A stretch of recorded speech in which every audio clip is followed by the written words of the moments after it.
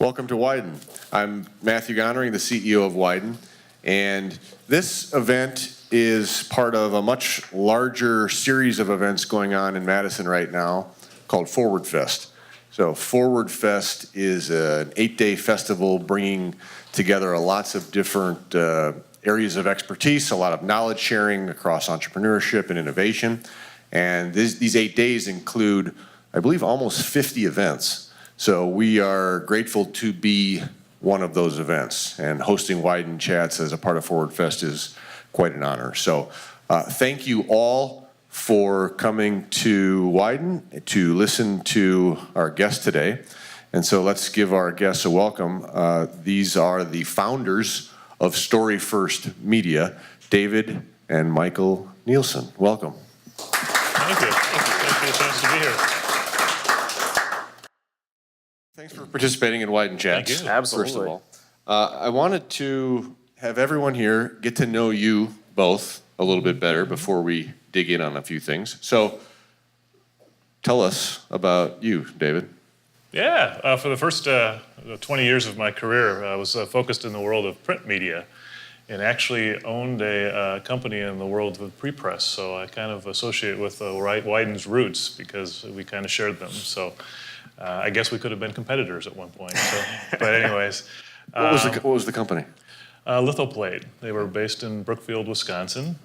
Sold that to a printing company in New Berlin, which then got gobbled up by another big company. And that company's now been gobbled up by R.R. Donnelley. So yes, it's been part of that whole process in the world of print. So, but anyway, so I'm somewhere in there. There's a little piece of me somewhere in R.R. Donnelley. So yeah, but anyways, but yeah, so that's kind of been my background. After that, went kind of the agency side for a while and worked in an advertising agency. A lot of my clients when I was in the world of print were agencies. So got to be on that side of it for a while. That was kind of my background as well, prior to getting into print. And then 8 years ago, literally about 8 years ago, right about now, we started StoryFirst Media. So, and that came out of a number of things, but a lot of it was rooted in the evolution of technology and kind of the place that agencies were at the time that I think, you know, they've continued to evolve through, like we all have, obviously, because the rapid change of technology has forced us all to change on a almost monthly and yearly basis. So, but it was rooted in the fact that social media has changed our audiences. They have more control, you know, and that required our engagement to be different. And we weren't being real successful with what we were doing, in my opinion. And that was because of our approach. We were focused on selling features and benefits, and I felt that needed to change. So that was the impetus to think about stories and trying to meet clients' needs with that more. And then that kind of led to this accidental happening. So yes. Michael, tell us about you then. I was living down in Austin, Texas when he came up with the idea to start the company. My whole background is in the world of film. I went to film school in Los Angeles, and I made movies in high school and all this stuff. And I only came to story as kind of my focus after film school when I kind of felt it was kind of like a boot camp type thing. It was very gear centric, not a lot of theory, not a lot of history, just very much like here's how you load a 35 millimeter film magazine, and here's how you do all this stuff. Here's how you run a audio gear, all that sort of thing. So when I came back from film school, I had to kind of think like why. I'm not in love just with the tools. I'm not in love just with making movies to make movies. What is it really that we do with this that makes this so cool? And after a bit of introspection, it came to it was the storytelling. It was the thing that the tools were a means to, the end that the means were aiming for. So once I got on that kick, I got very into screenwriting. I got very into mythology. I got very into Joseph Campbell. I got very into all this sort of stuff. Robert McKee. And spent many years just writing screenplays and getting better at all that. And when I was living down in Austin, that's when he kind of came to his position on the evolution of transmedia in marketing and storytelling as a place in there. We realized we were speaking similar languages, and just kind of fortuitously, made sense to kind of join forces. So that was kind of how it all happened. Nice. So you bring up a few people there who seem to have inspired you. Who do you think of as others that have inspired or mentored you along the way, or simply those who you admire? Yeah, I mean, the number one for me is Robert McKee, probably. He's an author and teacher for screenwriters.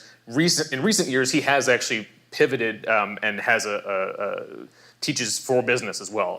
It's called Storynomics. But for years and years and years, he has been like the preeminent screenwriting guru, for lack of a better word, in Hollywood, in Los Angeles, in New York, and he teaches all over the world. And I've gone to see him speak twice. I went to his screenwriting seminar, which was 3 days, and then I went to his business seminar the very first time it was done, actually, in Los Angeles.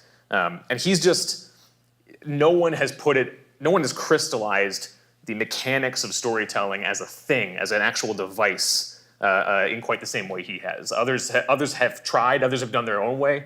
That one just really, like every job, be it client or independent project that I do, it always comes back to McKee for me. So that's probably the number one.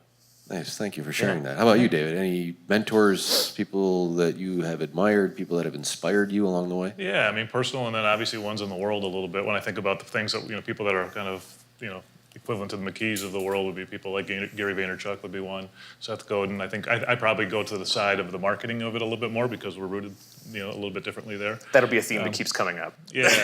So, and that's the fascinating part about it, obviously, right? I mean, storytelling touches all aspects of life. So it's fundamentally, how we all relate to each other. So, but my professional side has been marketing, so I think about it from that perspective. There's been individuals in my life that have been closer. As a guy I worked with in the world of print and pre-press, who was a salesman that I kind of took over a territory for at one time. And the thing that he brought to me that I always remember most is he said, as a representative of the company, when you're out with the client, you have to remember that you're also the only representative they have inside your company. And that's always kind of framed the way I engage clients and want to serve clients, because who else do they have inside the walls of your company? So you got to keep that in mind at all times. So. And by the way, just to add on to that's one of the benefits of us having come together from very different worlds in that regard, even though there's like that bridge of story, is that the things like that, the idea that you're the only representative of your client in your company, I've now kind of gotten the value of that mentorship he's had, and he's gotten the value of the mentorship I've had with my people. So like, the McKee concepts, like the controlling idea, he talks about more than I do. It's like there's like this, we've kind of bled some of that history in a way that we wouldn't have if we were more coming from the same background. So it's a very cool thing. And I think, for me, my number one influencers have been my customers. I mean, that was the impetus for doing what we did to begin with for me. And it still is to this day. That's what guides us ultimately and what we want to do. So tell us more about some of those customers and some of the stories you're working on telling this year. Mm-hmm. Well, you're one of them. So. Yeah, that's right. Yeah.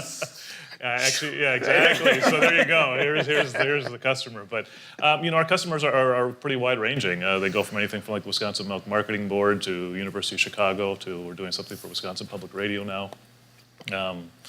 We've done a lot of work in the construction industry, ironically, which is who would have thought, but it's something I always felt like there was a large opportunity for that industry. So we've done work for people like Hooper Corporation and J.P. Cullen and things of that nature. But you name it. We've worked for all kinds of clients. Everybody has a story to tell. So. Yeah, full disclosure. So Wyden used them last year for a piece that they did around the Wyden Experience, and then this year they're also doing another piece for us. Our experience was awesome last year, and this year we did all of our shooting and recording already, so they're assembling that at the moment. So it's a fun process to go through. A lot more putting you through the gauntlet this year. You were much more involved. Yeah, we had some neat moving van shots, some early morning shots, some late shots. Yeah. I ended up getting riding a bike through a field that had wild parsnips in it, and I had these scars, and I still have them here. Apparently, they'll be there for about a half a decade. Yeah. So anyway, you go through it and be like, "We're gonna do it again." Right. Yeah. Take 4. Right. Okay, Michael. Thank you. That's right. Now you're also doing documentaries. You had your first feature documentary in 2012, right? And it was called The Last Day at Lambeau. Tell us about that, and what was the inspiration point to that, and how that came to be. That was I was living in Austin at the time we had that idea. So I'm a huge Green Bay Packers fan, as I'm sure a lot of folks here are. And around 2010, when the whole Brett Favre going to the Vikings saga was unfolding, I was witnessing that from the distance of about 1,300 miles south, and just had at a certain point a perspective that this is perhaps one of the most consequential and ironic stories that I've ever lived through as a Packers fan specifically. And what I meant by ironic was that for a lot of folks who kind of chose the Packers side in that split when he left, it became very much about, we have to, in order to regain our pride over our team, we have to defeat who was once our greatest hero, sort of thing. He can't beat us. He can't get to the Super Bowl with our rival. And so that kind of dramatic irony spurred this idea that we really wanted to make something about it, and honestly didn't give it a whole lot of thought. We had the idea. We knew he was coming back to Green Bay to play his last game at Lambeau Field on October 24th, 2010. And like a week prior to that, we just started filming interviews all around Wisconsin, and eventually came up with this 81-minute feature documentary that we then took to festivals everywhere. And you can watch it now on Vimeo. So if you just go into Vimeo and type in Last Day at Lambeau, you'll find it on there. But yeah, it was a great experience, and really put us through the ringer, that's for sure. Any other projects on the horizon in the documentary state that you'd be willing to share? Yeah, we're currently, we just finished a rough cut of our next one, which is in the kind of true crime genre. About another story in Green Bay, ironically. But this one's about the Tom Monfiles murder investigation in 1992. He was a mill worker who was found at the bottom of a pulp vat with a weight tied to a jump rope around his neck. And then 6 of his coworkers were convicted 5 years later of party to the crime of first-degree intentional homicide to put him away, or to put them away. So 5 of them are still in prison. 1 got out in 2001. And so we've been filming that since 2014, and we've got like 60 some odd hours of interviews that we've cut down to a hour and 57-minute rough cut right now. It's a big difference in the first one. Yes. The first one was true guerrilla filmmaking, I think, in every sense of the word. And yeah, this one has been quite a bit different. So. We exceeded the budget of the entire first film in like the first week of shooting this one. So yeah. Mm-hmm. Yeah. Well, let's get into the philosophy, your philosophy of storytelling then. Because when you get into this mode, there must be some kind of formula you follow every time you engage in telling a story. Mm-hmm. So what is that storytelling formula that you use? Yeah, let him start with that, obviously. Yeah. I mean, it's the closest thing to a formula that we've ever found, if we want to really boil it down, is actually something that we learned from Trey Parker and Matt Stone, the creators of South Park, weirdly enough. They talk about this idea of buts and therefores. So if you think in your own mind how you would just tell a story, just in general, which, by the way, all of us do in our minds all the time anyway, even if we can't do it as artistically as a filmmaker or a novelist can do it, we all do it in our brains every day. You can easily go into this place where you're like, this happened, and then this happened, and then this happened, and then this happened, and it's just kind of like static. But if you simply replace the and thens with buts and therefores in your sentences, it immediately reshapes what you're telling in a way that has ups and downs. And you start to be able to see what fits and what doesn't. So if you imagine, buts are always imply that there's some sort of obstacle. We were doing this, but then this happened. So something stopped you from doing it. And therefore is going to be a result of some action you took to circumnavigate that obstacle. So I swear to you, it's weird, but that's like the closest thing you can get to like immediately improving all the storytelling you do. But then there's a ton more that of aspects, that go into every individual project. And we actually have posters here today that have a lot of tips that people can take if they like. But from the world of Pixar. Yeah, from the world of Pixar. But I think one of the things that was for me being on the marketing side, one of the things that was very evident that was one of the biggest challenges of bringing storytelling to business was the fact that story requires you to embrace obstacles and problems and challenges. And inherently, business hasn't always done that. We acknowledge they exist, but we try to hide them. We don't want to talk about them. And this requires you to do that. But you still have control. It's not like you give up all control about what challenges, what obstacles, what problems you talk about. But in a world, again, where trust has become more and more important, that's fundamentally makes us authentic and real, because life has problems and challenges. So for a business to put that forward, it's one of the easiest and most effective ways for you to start to win trust with your audience.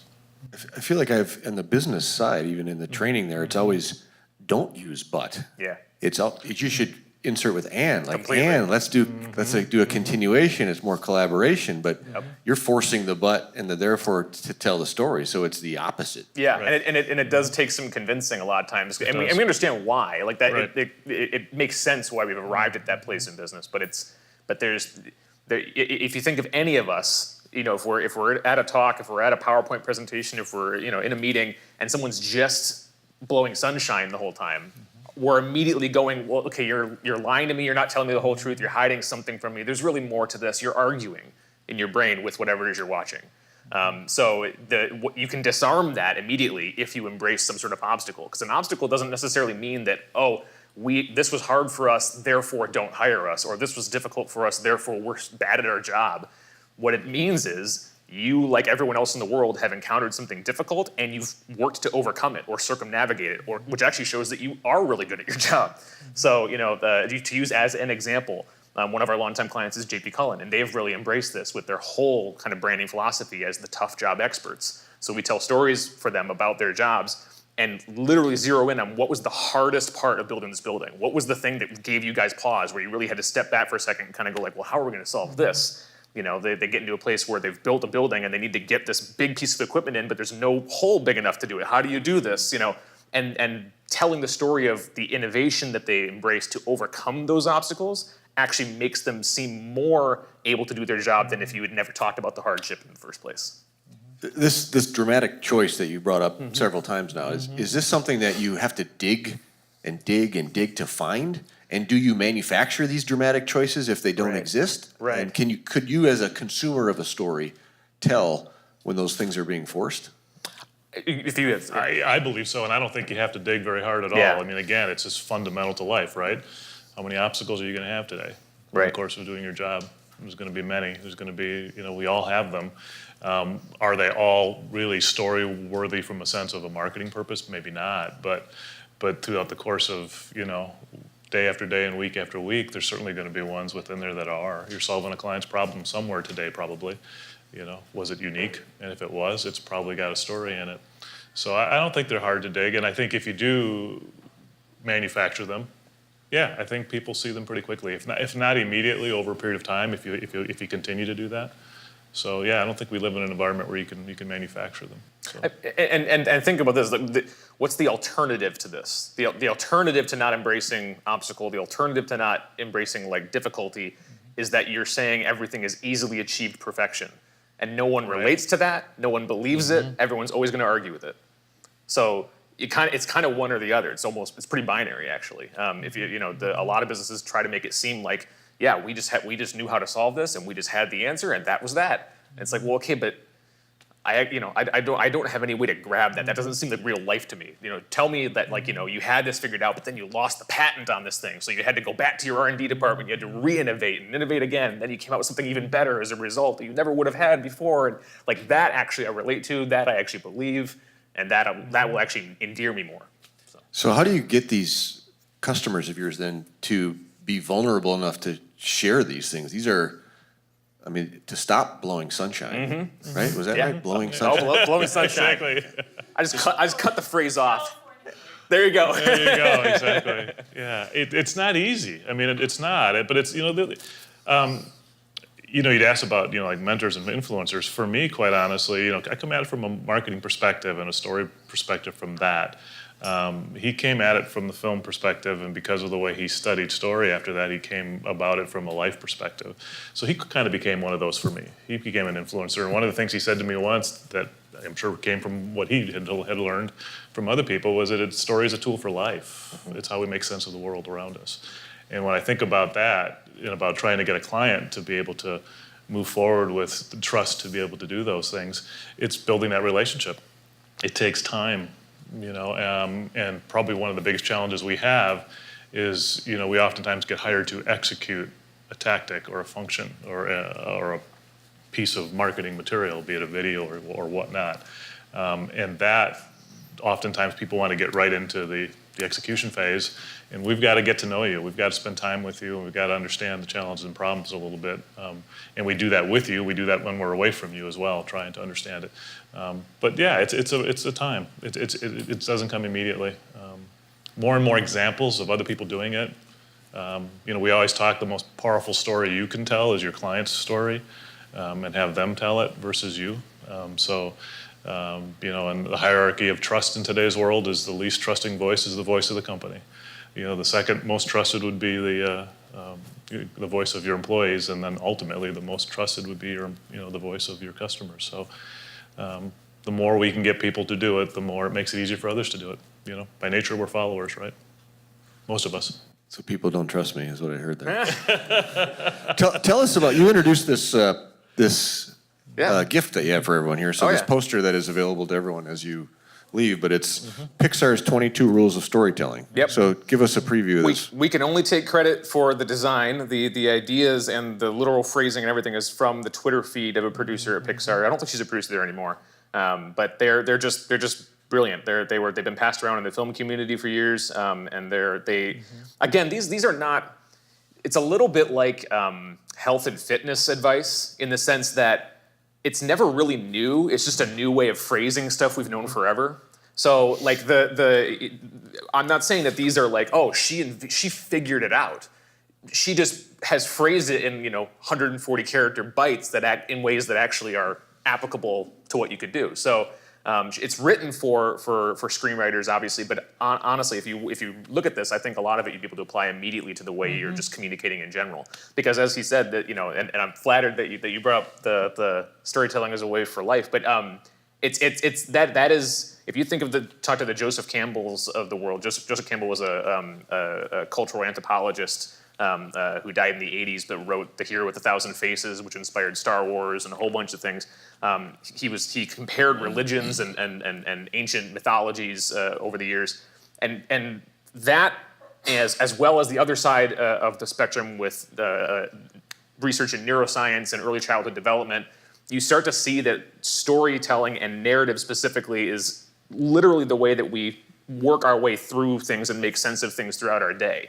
And we don't know it's even happening. So the real core of that is that to understand storytelling is literally to understand your own brain and how you're interpreting things. And everyone, yes, is a little bit different, but fundamentally it comes down to that as a bedrock. And so these sort of things, even though they're written for screenwriters, they're applicable to all of us. And you can apply them to anything. So I wouldn't hesitate anyone to be scared off by anything that seems too specific to screenwriting or seems too specific to some other discipline, because story transcends all of it. I've been spending time with archetypes lately. So these repeatable patterns in human behavior that have taken place over history, and in particular brand archetypes. And I start to wonder, what is the relationship between archetypes and storytelling? Huge. I mean, that is a great pivot from Joseph Campbell. He was a big disciple of Carl Jung, and Jung is obviously the one who kind of started that whole craze of archetypes. Obviously, it's debatable and controversial as to how much archetypes are actually born of our subconscious. Archetypes, I don't know if everyone knows, they're basically, Carl Jung would talk about them in dreams, that they are characters and figures that pop up in more dreams than just you individually. So if in multiple people in this room, you would have versions of this same figure that transcend all of your dreams and all of your subconscious just by virtue of evolution and your brain developing the same way as all the rest of us. So the idea is that if you can kind of analyze those and pull those out and put them into storytelling, you're talking in a way to our collective unconscious that transcends all of us. It's debatable whether or not those were actually the archetypes and whether they actually did transcend everything. A lot of psychologists will disagree with it, but I do think that there is something to a universal experience. There is something to just the way our brains interpret different things. And a lot of people who study neuroscience will talk about this. I actually host a podcast called The Nature of Story, where we do hour-long conversations with these very people, a lot of neuroscientists and storytellers. And I interviewed this guy, Kendall Haven, who's a guy I'm really into right now, who is a storyteller and neuroscientist who worked on getting NASA to tell stories in their marketing.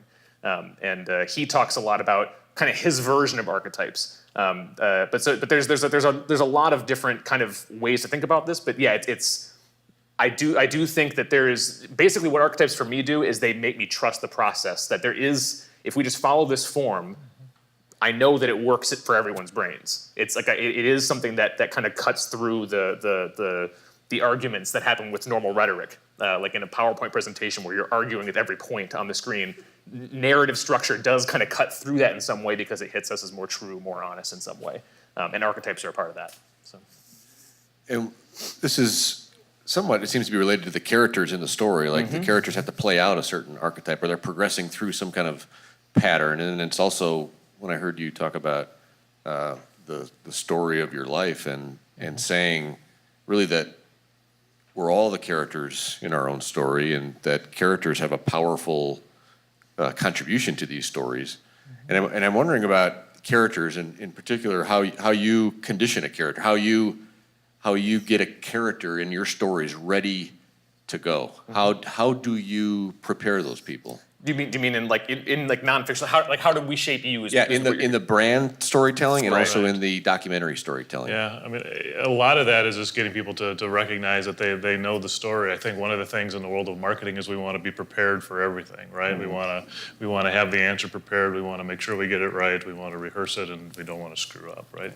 And that again becomes very false. It becomes fake. It's hard to relate to because the world isn't perfect. So getting people to relax and understand that you have the knowledge. It's about sharing the knowledge, and being less rehearsed. I think that's also for us, a lot of our stuff for brands still takes a little bit more of a documentary feel because we have a sensibility of that for the way we like to tell stories.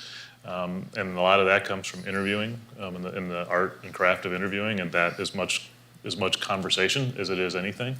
And he spent a ton of time studying that, and that's been really helpful for us as well. Well, and to think about nonfiction, so like in some of the stuff we've done for you guys and other folks, we don't really form anyone to any particular preconceived notion because, again, if you believe that storytelling is an inherent kind of language for living, you can trust that everyone is going to, in some way, form themselves to some role in the story. Like as long as you construct the form of the narrative, people naturally fall into, okay, you start to see like, okay, if we were spending hours interviewing you, let's say we were going to do a video and we were going to do some sort of nonfiction story about Wyden here in some way, we would talk to you for a number of hours and find out some obstacle that actually kept you from what you're trying to get, and like what is it that you really want? And we'd find all these kind of questions, and we'd be very curious, and we'd talk to you guys for a long time, and kind of figure all these pieces out, and then when you kind of put those pieces together, it naturally flows into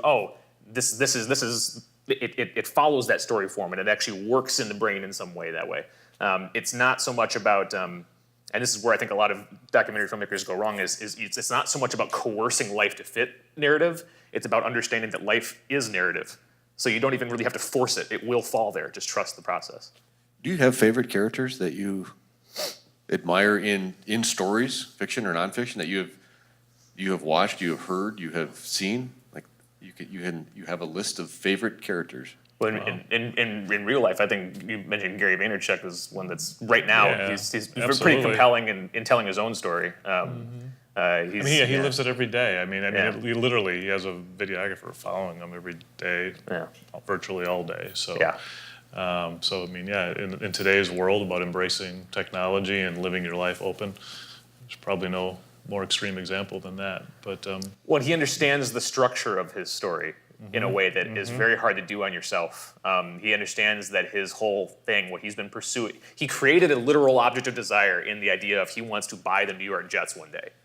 So he even talks about he doesn't even know how seriously he takes that in his own life, but he just kind of sets it there as like kind of like that thing that makes the story go. And then everything that he encounters in all of his videos is in some way you could interpret in that larger narrative as on the path to one day owning the New York Jets. And so like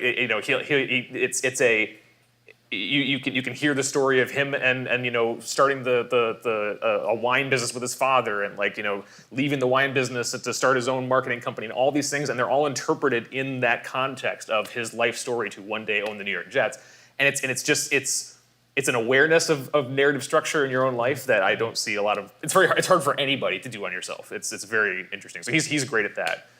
In terms of other just characters, there's I think that it's more about you find great characters in the great storytellers. So like I'm reading a book right now, a novel by Salman Rushdie that I'd always wanted to read called Haroun and the Sea of Stories. It's actually a children's book, but it's a children's book in the way that like Huck Finn is a children's book.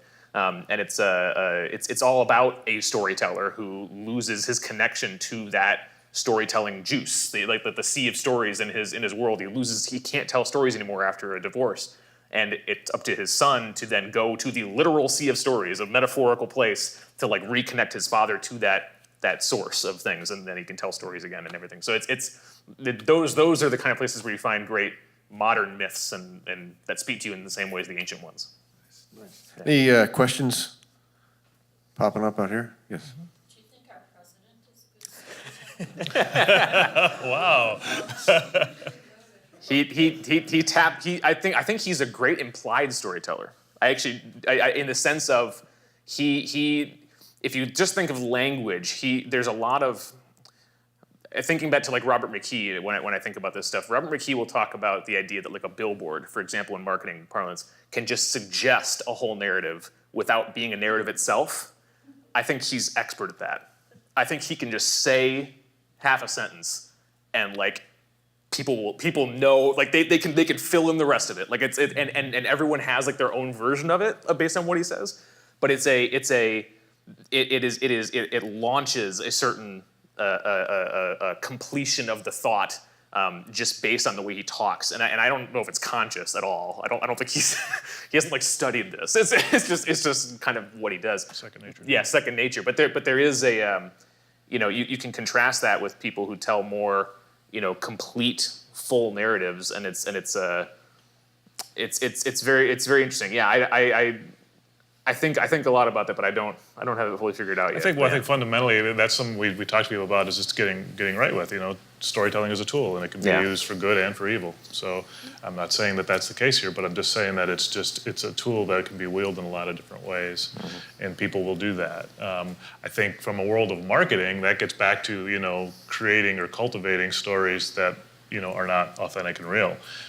That's dangerous in marketing, and it'll get called out really, really quickly. So I think, what you can get away with in other aspects of life are awfully hard to get away, with in the world of marketing and business, in the climate that we live in today. Just one last thing on this. Think about this. Stories are all about tension and the release of that tension. Stories are about obstacles that we're seeking to overcome, right? So, all of his language that I can see is about building tension, and then at his rallies he releases that tension. Like there's a certain like setup and payoff to everything he talks about that I think it really works on his audience. And so I think from that standpoint, I think he's really good at that. But Let's go. We got 3 questions. We'll go Yeah. 1, 2, and then 3. Melanie, go ahead. 1. When identifying the obstacle for your client, like they come to you with this need, how often or how long does it take for you to get that trust to actually identify that obstacle? And how often does that change when you're telling that story? Does the story turn on its head often? And do you backtrack much? Yeah, I mean, it really depends upon, again, the nature of the client, the nature of the engagement. Regardless of that size of project or involvement that we have, we'll spend more time than a lot of people would. But it can be as little as 2 or 3 meetings with somebody, and we can start to just by the nature of the process that we go through and the conversations we'll have, they'll start to see where we're headed a little bit more and feel more comfortable with it. We sometimes have people walk away and feel like have said literally after to us that they felt like they went through a therapy session. yeah,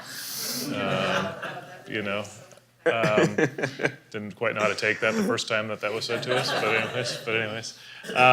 So it doesn't necessarily take a long time, but when you think about the storytelling process, think about life. Think about the time you go out with somebody for coffee or lunch and you feel like you've made that great connection right away. There's probably a whole lot of good storytelling going back and forth between the two of you, and it broke down and created trust between you quickly. So try and, when you've had those moments, try to look at them afterwards and recapture those and apply them when you have, those client opportunities to build trust. So.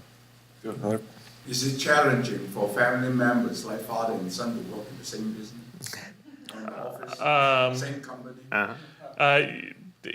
Absolutely at times, but very little in any Yeah. major way for us. I don't, again, we didn't plan on this. We never would have. just curious. Yeah. David, I'm just curious, I'm not. Yeah, no. Yeah, no, I agree. It's all- I think for a lot of people, yeah. I mean, I've known a lot of people that have had family working together, and yeah, it's not easy at all. So I don't think we've mastered anything. I think it's just, again, I think we refer to this as a happy accident, and it really is.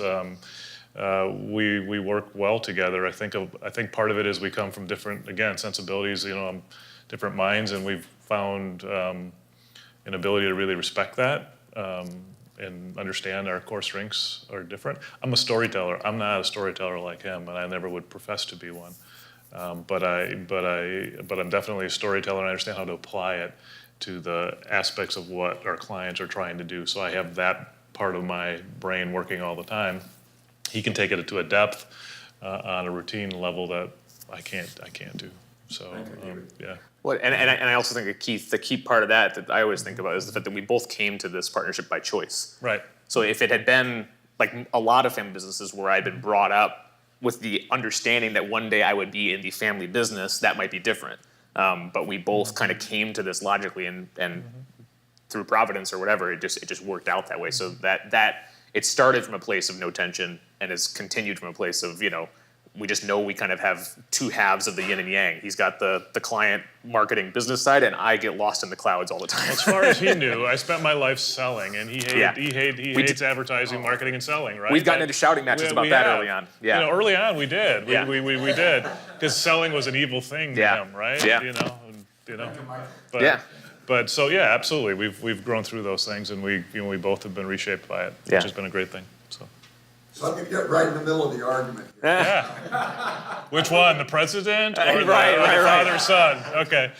So I work a lot with startup entrepreneurs and run into three different issues. The first issue is you've got a lot of different audiences that you have to unify in terms of the story. And how do you do that? You've got money guys, you've got customers, you got, right? And then the second issue is the word pitch is different than the word story. There's this implied notion that the happily ever after is everybody makes money. Right.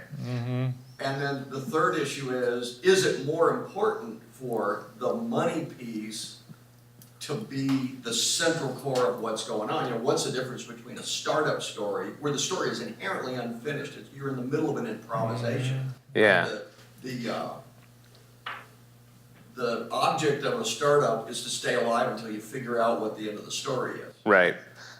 How do you tell that story in a unified way, or in a way that's effective? Yeah. So I may need to be reminded about one or two of those, but in general, if I take the idea that you're telling a story that is either not finished, it doesn't have an ending, and also is talking to like 18 different audiences, and you want something that speaks to as many of them as possible. We've all heard the kind of idea that you do something that pleases everyone, you end up pleasing no one, right?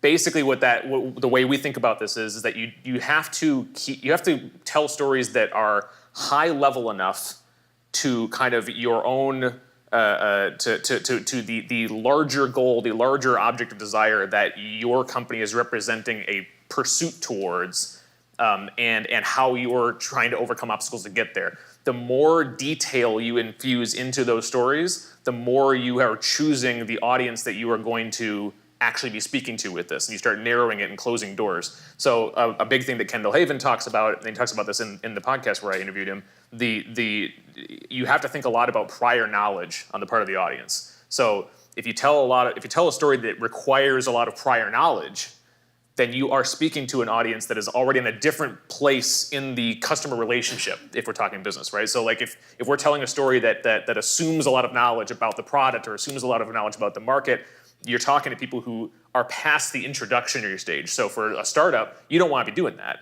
Like you don't want to be throwing around a bunch of jargon. You don't want to be talking, to only expert people. You don't want to be talking to all that stuff if you're trying to talk to the people who know nothing about you as well. So it's kind of, we kind of default more to the high level, I'm not laying bricks, I'm building the cathedral kind of mode of storytelling if you're trying to speak to as many people as humanly possible. Well, I think in a startup world particularly too, you know, if you don't have a problem, you don't have a product or Right. service either, right? What, you know, so stay as focused, you know, and you don't know where the company or the journey of that company is going, so you don't have that story, but you definitively have the story of the problem you're trying to solve. And staying as focused on that should, you know, inherently, you know, connect at some level with a broader audience. You know, if I'm going to invest in it, I need to understand, relate, and feel like that problem you're solving, it really needs to be solved, and you really have the right solution for it. So. And there's a process called motive matching too. That Right, that if we were to spend hours like we normally would with somebody like a startup talking about telling a story with them, we would eventually find that certain audiences have similar motives and similar incentives to be involved in whatever. And so you start to be able to kind of group them as well. So maybe you're talking to 10 actual distinct audiences in marketing parlance, but really in story-wise, you're talking to 3, like because they kind of group themselves in terms of their motivation and whatnot. So it comes through conversation, but the larger the audience, it's always interesting when we have a client that wants to say they want to speak to everybody, but then they have a whole bunch of detail they want to get across. It's like that's an inherent conflict. You have to remove detail if you want to do that. Any other questions before we move on? Go ahead. So, as a brand, I feel like I naturally cast ourselves as the hero of a story, but I don't know that that's the right thing. And I'm wondering what other roles or archetypes you've seen brands kind of successfully place themselves in some of the stories that you've told. I mean, I think fundamentally the strongest hero to any brand's story is their customer. So finding a way to make them the hero of your story is incredibly powerful.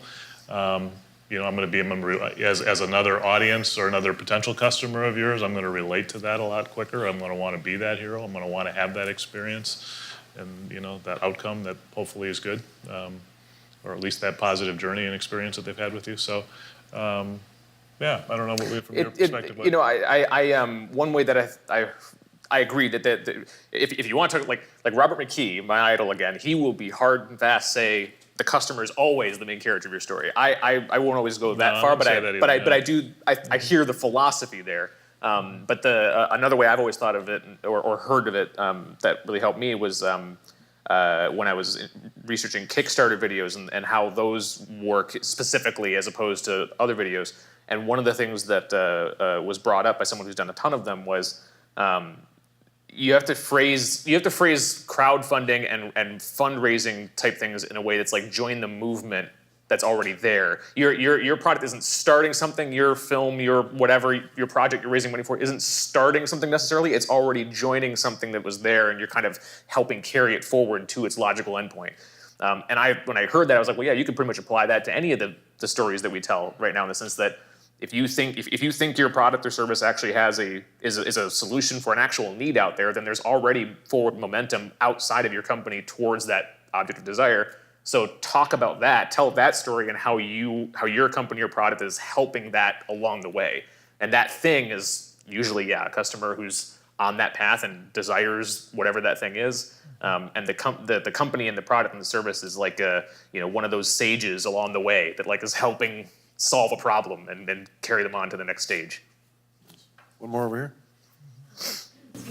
I think of storytelling, maybe it's my process in storytelling, I tend to get a little long-winded. And so when I think of it for our business and on day-to-day storytelling, when it comes to Instagram and social media, I find it hard to be really authentic in Instagram, for example, because I feel like it is that, like, what's your quote, stop blowing sunshine. Yeah. You know, just all these beautiful photos, but I would love for our stream to be more authentic and include more storytelling, but I feel like it's not always a beautiful photo with it. Like, so how can you have more authentic like storytelling in like bite-size pieces that are day-to-day?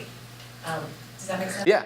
I won't pretend to have that fully figured out yet. I also struggle with that. I think that again, I'll look to Gary Vaynerchuk and what he's doing, because I just think he's telling an expert social media story overall. And again, he gives a lot of advice. You can listen to the advice too, but I just more watch what he's doing. Watch how he's telling his own story via social media. Gary Vaynerchuk, but you can Google him at Gary V-E-E. But anyway, if you look at what he does across all platforms, he's telling a long form story over the course of his life, and each piece is like a scene in that story. You're not trying to tell the complete thing in a single post. So he's not reminding you each time, hey, my object of desire is to just buy the New York Jets, and here's my obstacle today. He's not doing that every single time. But if you watch a couple of his things, you get sucked in by the fact that there is a forward momentum in the story, and that he's encountering tension, he's encountering obstacles, and that keeps us watching.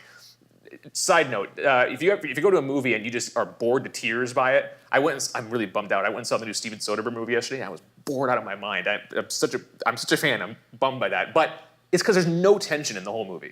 Like everything is super easy. The hero is accomplishing everything with no problems whatsoever. There's nothing that stands in his way, and he accomplishes everything, and it's totally fine. And I was ready to fall asleep. Every piece of content that Gary Vaynerchuk puts out has tension. He's either dealing with, trying to communicate something to a client that they're not getting, or he's working with one of his employees that is having a problem with another employee, or he's doing whatever, and there's tension that keeps you hooked in some way, and you're seeing how he's overcoming this stuff, and we all like watching people who are really good at their jobs. That's why we like watching pro athletes, So you get this larger story from him that has tension throughout, and then every Instagram post doesn't have to have the whole thing. It's, he can have a sunshiny Instagram post because that's just like a payoff from the tension in his last YouTube video. It's that sort of stuff. But I don't have it all figured out though. I'm a big fan of this. Related to brand storytelling, I started thinking about Forrester, which is a research and analyst firm, and they publish top priorities for CMOs. And I have seen storytelling come up in these lists of things, like all brands want to be better storytellers, and how can they do that? But they also list things like improving the customer experience. So how could storytelling connect with a brand better? How could storytelling help create or improve a customer experience? How would we address this number one priority? Because that's the number one. Yeah. The number one priority of CMOs is to improve the customer experience. How does storytelling, or how could storytelling assist that? Fundamentally, don't we all have a better experience with somebody we have a better relationship with, right? So, I think, you think of stories as bringing those experiences to life.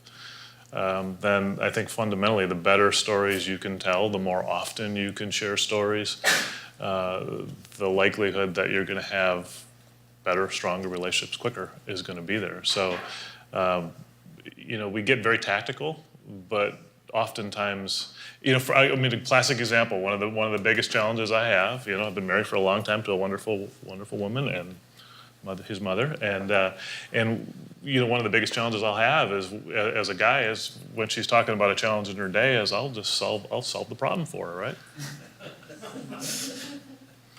Check. Right. Yeah. Okay. So, but isn't that what we do in business all the time? We just want to solve the problem right away. And granted, that's what we do need to do in the end. I'm not denying that. But by connecting with them in the process with which we do it, and sharing that through the eyes and visions of other people that they can relate to, is going to be probably a whole lot better than immediately getting to solving it for them, giving them the facts, features, and benefits of how we can solve that for them tomorrow right away. So I think just, again, it's about building relationships, and storytelling is fundamental in doing that. So, yeah. Does the future of storytelling change at all? Oh, yeah. I think that the way it's obvious, but the way in which we will experience stories is going to change drastically. We're just about to kind of start dipping our toe into VR and as a new medium for storytelling, and we're a little late to that party in the grand scheme of things. But it's the things that won't change will be story structure itself, because that's literally how our brains are hardwired to interpret things, and human beings need to kind of participate in some way culturally and interact in some way. We even talk a lot about, my generation as being very siloed, right? We're all on our phones, we're all, and younger than I as well. But we're still participating in culture when we're doing that. It's still a participation culture. And that's something that Dr. Henry Jenkins, who's the father of transmedia storytelling, professor at USC, he talks about this all the time as well, and we're actually just about to publish a podcast interview with him. The participatory culture requires that kind of two-way road, which is something Seth Godin talks about as well. You're no longer, as marketers, and we never really were, as marketers, the king on the hill just telling people things and they were going to just eat it up. that never really was the true way that things worked, except for the fact that that was the way the infrastructure was. Technology has now made it such that audiences have power to talk back and take their part of the conversation in a way that they always wanted to but never had the ability to. So if you think about it, everything has participation now. Yeah, just solving the problem as a business doesn't necessarily do it. You have to in some way join that conversation and just demonstrate that we've heard you, that like there's a we are there as well. Sometimes, I deal with, the cable company, and I'm on the phone, and I'm just frustrated. Every time I call, they say they've solved it, they haven't solved it. Okay, so but all I just want to hear is, and eventually I do hear, some supervisor go like, look, if I was in your shoes, I'd be feeling the same way. Okay, like tension released. At least now I know you're with me. You're not just like going, I'm going to solve this thing. Like you're with me. You understand the frustration, and if stories are those kind of shared experiences, that's how you can kind of build stronger relationships with them. It's just by saying, I get it. We're there together. And not by saying it, but by showing it through story. Well, and I think before social media and things changing, I think, but fundamentally we could lead with selling, right? We could just shout. I mean, in Madison, TV Lenny, right? He was very successful. He shouted on the radio, and it worked. So nothing wrong with it. It worked. That's what he should have done because that's what it met his goal. Today, we don't get to do that. So I think for me, when I think about prior to StoryFirst and us starting it, I lived in a world that was a sell first, care second. And today, you got to care first before you sell. So. How could we walk out of this room being better storytellers? What tips do you have for all of us? If you're interested in becoming better at this, it's literally just a matter of continuing to expose yourself to stories, both fiction and nonfiction, because they do access different parts of your brain, but then just getting to better understand story structure as a thing. And I'm not saying everyone has to become like a professor at it, but there's as soon as you start to kind of connect those dots in your brain by reading some of the absolute best experts on this, and they're really accessible books, and people have videos up, and however you want to learn it, it's out there. As soon as you start figuring this stuff out, you just start seeing it every day in your own life. It's like anything else like that. You start to see everywhere. I know where I am in the story of my day. I see it now. And you don't. It kills defeatism. It kills pessimism. It kills cynicism because you always know that it's not the end of the story. You're just in the belly of the beast right now, and you have to claw your way out. And that's the thing too, is that stories give you a guide out of that. Stories are there because in some ways it's our history of how we've done things in the past. So if you're in the belly of the beast, you're at your lowest point, you're at the darkest hour, you maybe won't wait on someone else to get you out of it if you understand story structure, because it ultimately will come down to you making a dramatic choice that you get yourself out. There's a lot of kind of life guidance that comes from storytelling. So if you want to get better at it, if you want to see it more in your own life, all these things, it just really is an exposure thing, like anything else. And in a very simple, fundamental way, just use that Matt Stone, Trey Parker thing. Right. The butts in there for us. I mean, think about That's it. very The next thing you have in front of you and your marketing initiative or whatever you're working on at the office, and you want to see how story applies, try to put that formula to it a little bit. Yeah. Replace the ands with but, therefore. Yeah. Louis, you had a question? You were talking about how you don't see story structure changing in the near future, but you want to cater to the widest audience possible and stuff. Do you guys welcome cliche storytelling? Do you try to work around it? How would you approach that kind of storytelling? Personally, I don't feel that we've run into that much, only because cliches are sort of in my personal viewpoint, I think cliches are sort of cultural in a place and time. Like what was cliche in the 80s perhaps wasn't cliche in the 60s, and what wasn't cliche in the 40s. And so they're like barnacles attached to the whale of story. Like they're not story. Like the story, you can just tell the story in a fresh way. So there's a lot of, when I was talking to Dr. Jenkins is a perfect example. He does a lot of work with educators about how do we prepare students today to better exist in a participatory culture where it's a two-way conversation and everything is it's no longer a manual labor economy. And it's not even really a knowledge economy as much because information is commoditized. So what is it? What are we preparing kids to do? So they're actually teaching kids to not just know Moby Dick, not just read Moby Dick, not just be able to quote Moby Dick, but retell Moby Dick in a way that's relevant to their time and their culture and moves people today. So it's they had like a whole bunch of, like, I think Hispanic kids in one of these things they were doing, and they told the story of Moby Dick with completely different names to the characters and completely different locations and all this stuff, but it's still the narrative of Moby Dick, but it was relevant suddenly to a whole new audience. And so cliches to me are those little details. If you can always pivot those to be relevant and stop being cliche, stop being the thing everyone's always done, but you haven't changed the underlying fundamental language of story by doing that. What are your favorite stories? Well, Pro sports. yeah. I think when you talked about that influencers, I mean, from our perspective, at least from mine, I think Ed and Steve Sable from NFL Films told incredible stories without a doubt, and it's father and son too, so that made it kind of sweet for us. And a lot of it's film based. But yeah, I think we see that play out every day in the world of sports. I think that's a great place to see stories happening all the time. But they're all around us. Yeah. And, amazing stories that are happening. People were talking about last year, I don't know if there's big NFL fans here, but last year, the first half of the season, there was a lot of talk about why are the ratings down for the NFL? And people were debating, like, is it the star power? Peyton Manning's not in the league anymore. Oh, is it, whatever, all these things. And my personal opinion when I was watching it was just like, I just don't really care about anything other than my own team right now. Like, there's no story to the season.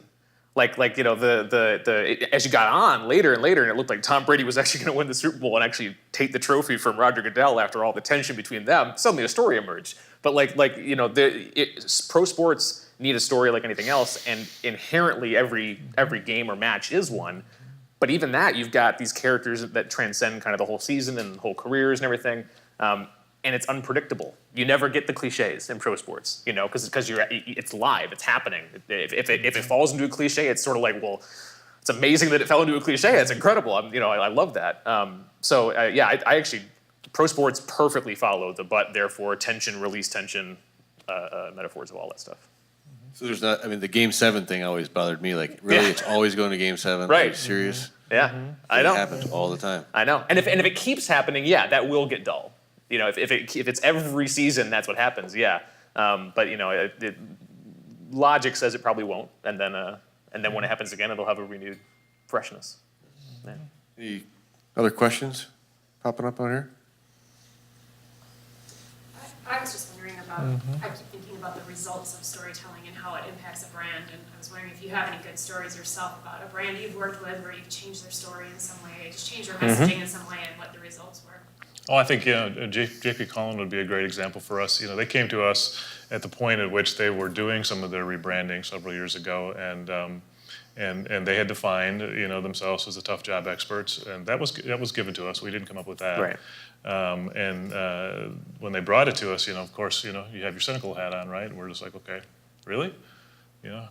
Doesn't your competitors do tough jobs too? Everybody around here building big buildings and things of that nature, they're all doing tough jobs.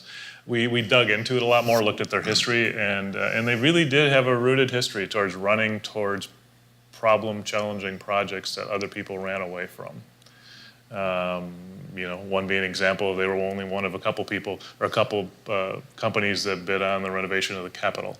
They were one of only 2 or 3 companies that would even consider doing the renovation of Milwaukee City Hall.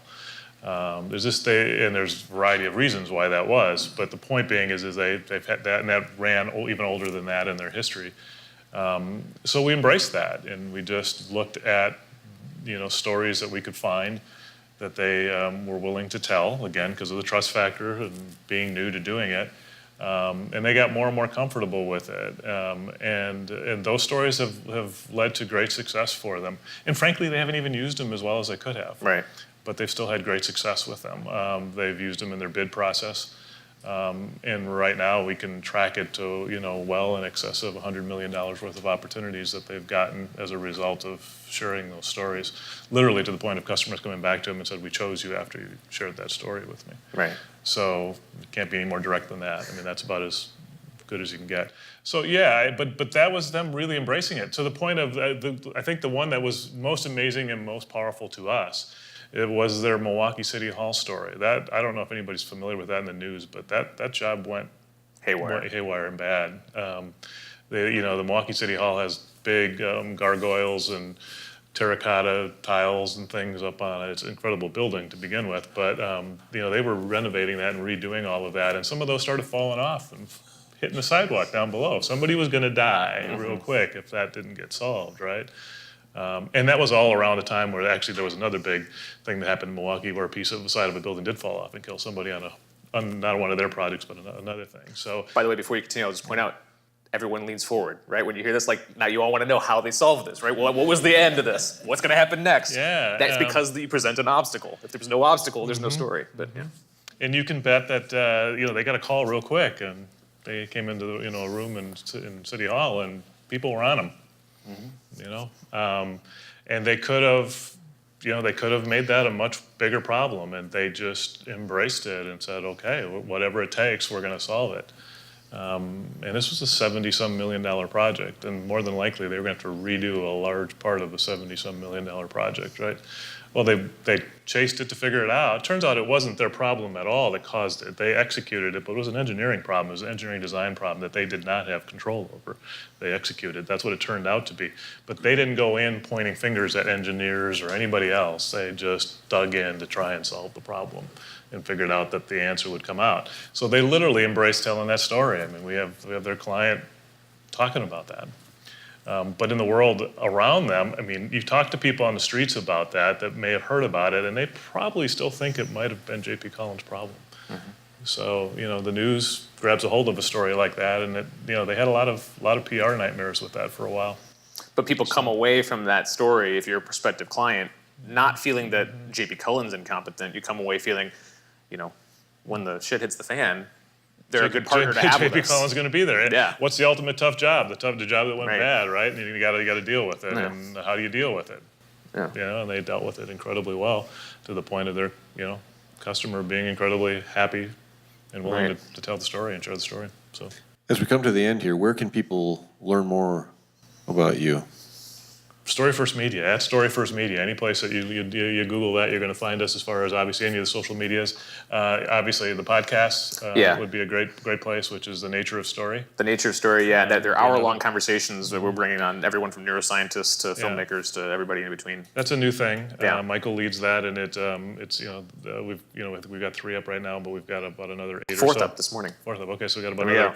another 8 in the can that'll be kind of following on a weekly basis. So that's a new venture for us. But I think again, if you want to learn about storytelling and get it from a lot of different perspectives, one of the more fascinating things there was the fact of storytelling, and in the world of why it's actually money's being spent towards it.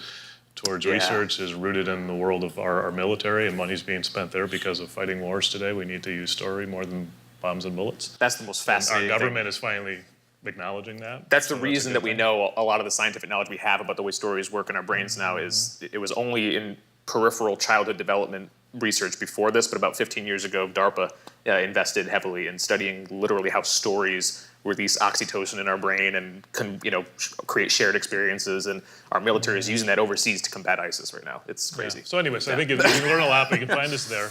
He also does a film podcast with a couple friends, and that's because of the passion of film and things of that nature. Real Fanatics, REEL. Yeah, so you can check Not the that out fishing one. There's a fishing competitor. Yeah, Real Fanatics, yeah. exactly. Well, thank you both, Thank gentlemen. you. Please Yeah, join thank me you. in This was thanking Michael and David. Thank you, everybody. Thank you. Are you can you hang out for Absolutely. Absolutely. So, yeah, so we feel got a free little to- beer to clear out. So Yeah, we'll so be feel here free for to a come while, up yeah. and chat with Yeah. David and Michael. Thank you. And thank you all for attending.